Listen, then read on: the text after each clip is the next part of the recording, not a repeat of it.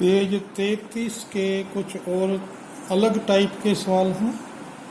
बीजीय व्यंजकों में व्यक्त करो, यानी कि ये शब्दों में लिखे हुए हैं, इनको बीजगणित के जो समीकरण है उसके अनुसार लिखना है, यानी बीजीय व्यंजक। ये देखिए बीजीय व्यंजक।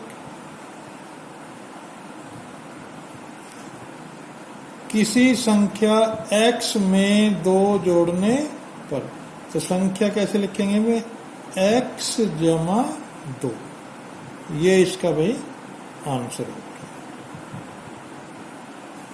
किसी संख्या m से 4 अधिक, अधिक का मतलब ज्यादा होता है, तो क्या लिखेंगे, m जमा 4, ये इसका भाई आंसर हो गया।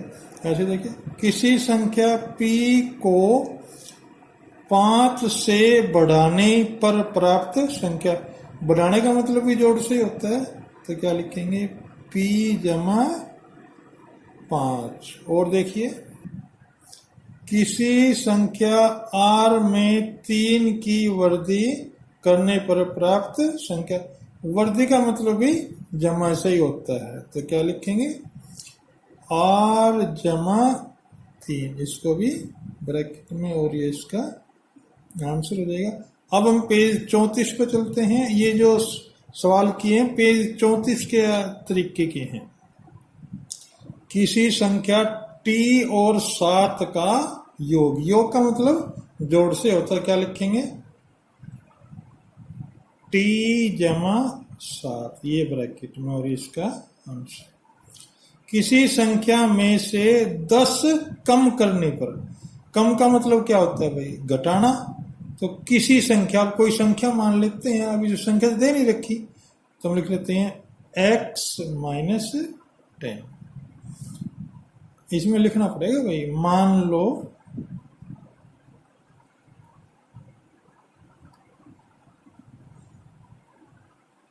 संख्या x, x संख्या माननी है तो हमने x घटा 10, अगर y मान लें तो y घटा 10।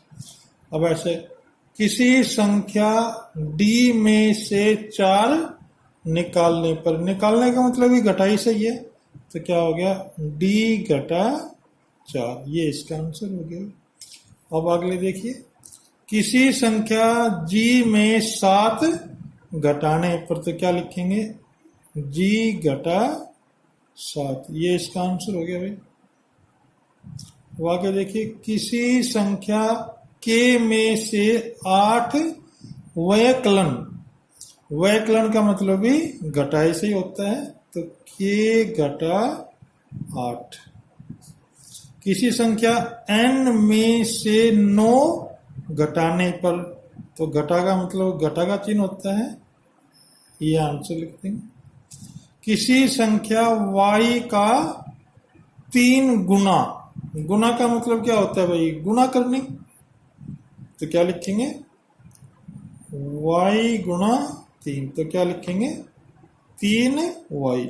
हम y 3 नहीं लिख सकते, 3y, ये इसका भाई आंसर हो गया। किसी संख्या q को 4 गुना करने पर, 4 गुना है ना भाई, तो क्या लिखेंगे, q गुना 4 बराबर 4q, ये इसका आंसर हो गया। किसी संख्या b को 5 बार जोड़ने पर, देखिए किसी संख्या b को 5 बार जोड़ने पर, मतलब क्या, b जमा b जमा b जमा b जमा b, 1 2 3 4, मतलब क्या उत्तर हो गया, 5b, ये आंसर हो गया भाई। किसी संख्या d को 4 से भाग देने पर, तो भाग देने का मतलब क्या है भाई, d बटे 4, ये आंसर हो गया भाई। किसी संख्या c को 5 जगह बांटने पर, 5 बराबर इससे करने हैं, तो क्या हो गया, c बटे 5, ये आंसर हो गया अभी।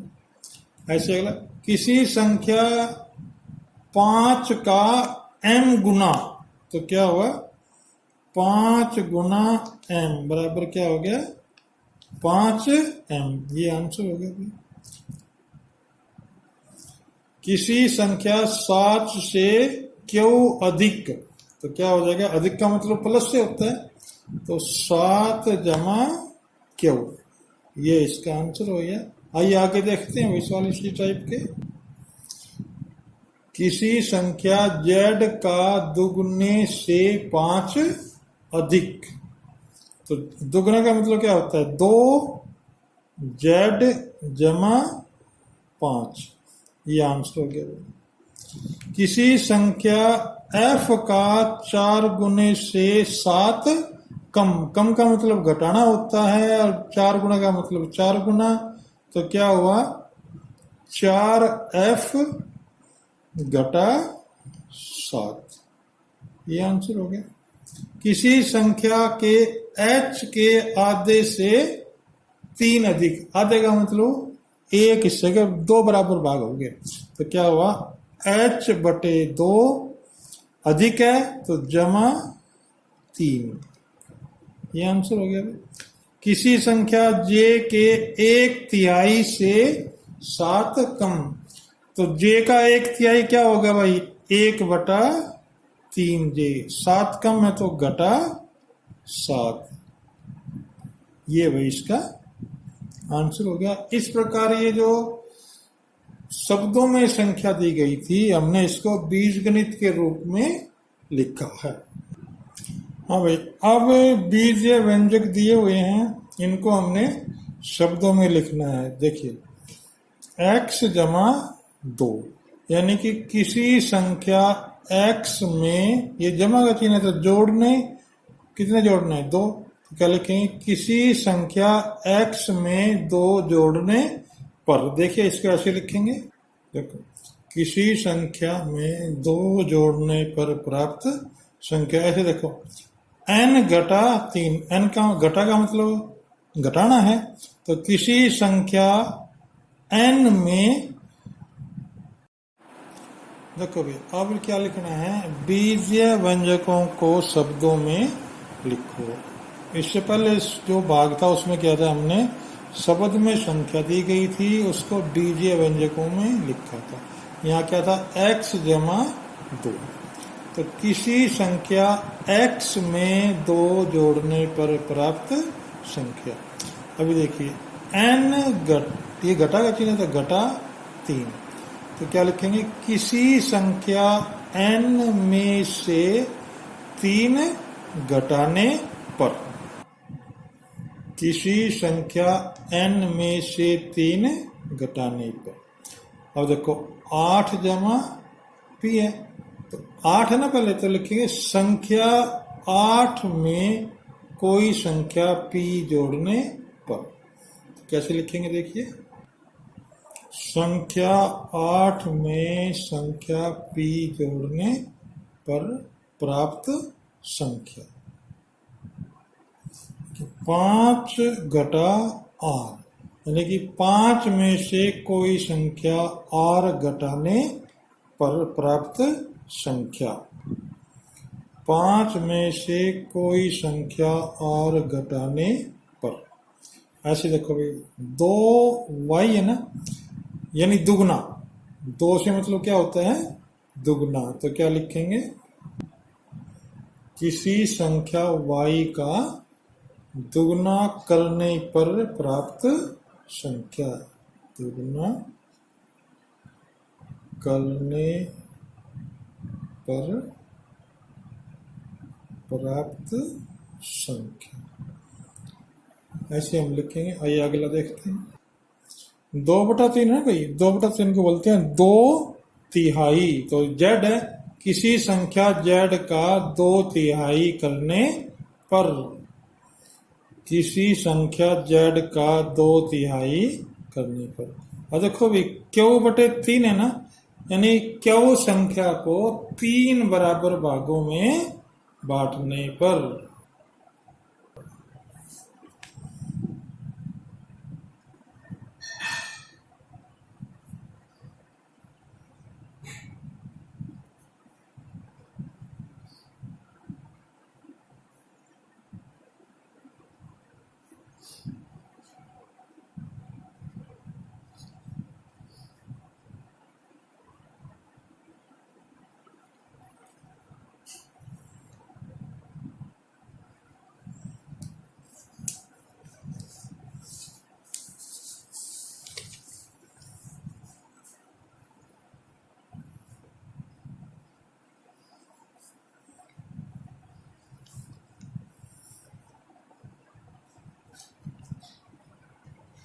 यहाँ देखो भाई 7 आर है तो क्या लिखेंगे, किसी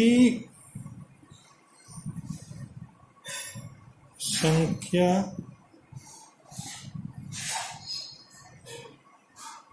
आर का 7 गुना करने पर प्राप्त संख्या, ऐसे भी लिख सकते हैं। अब t/7 है ना, यानी कि हम जैसे हमने किसी संख्या q को 3 से भाग देने पर, ऐसे इसमें लिख देंगे किसी संख्या t को 7 से भाग देने पर। इसमें देखिए, इसमें थोड़ा सा फर्क है। 3/8a, यानी पहले तो ये 3 इसके साथ आ रहा है तो यानी तिगुना होगा, और फिर इसके 8 से भाग देने पर तो क्या लिखेंगे, किसी संख्या a के तिगुने को 8 से भाग देने पर, किसी संख्या a के तिगुने को 8 से भाग देने पर।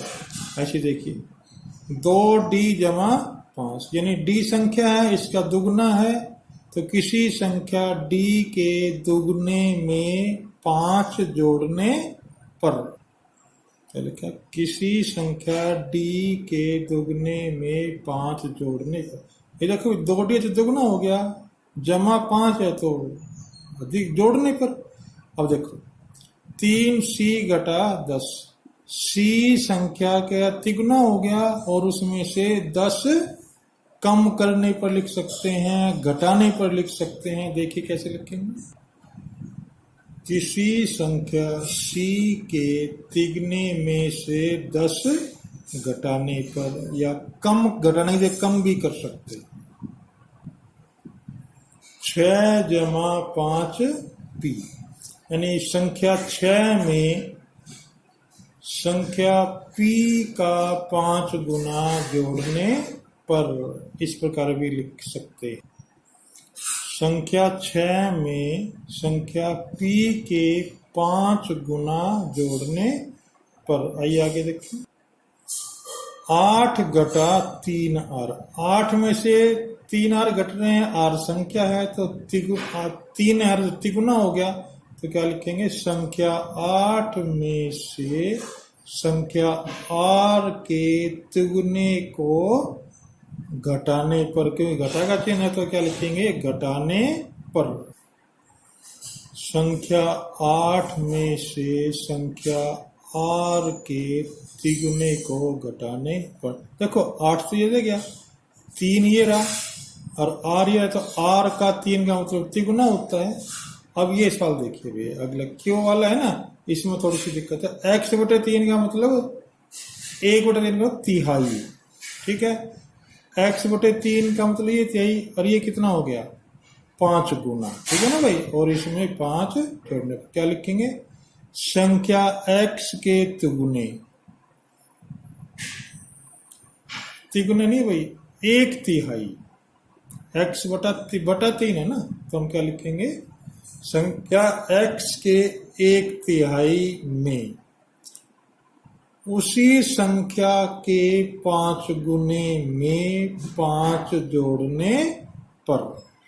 देखो भी कैसे लिखेंगे, किसी संख्या x के 1/3, x/3 हो गया, और 5 है तो 5 गुना हो गया, x/3 है तो उसी संख्या x के 5 गुने के 1/3 में 5 जोड़ने पर प्राप्त संख्या।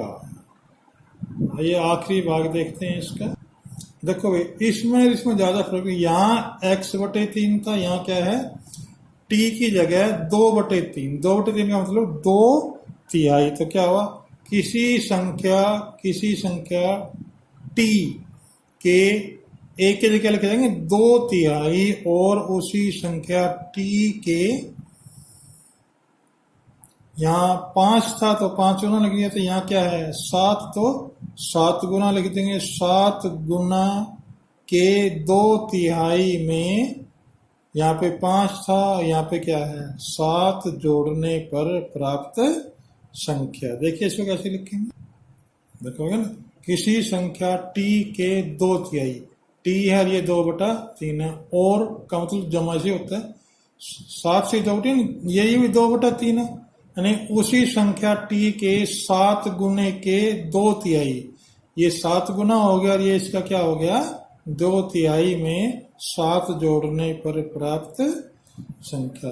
ये भी इस प्रकार हमने इनको शब्दों में लिखना सीखा है। अब हमारा पेज 34 पूरा हुआ।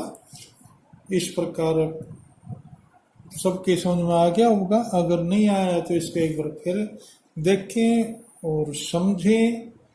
अगर वीडियो अच्छी लगी है तो इसको सब्सक्राइब करें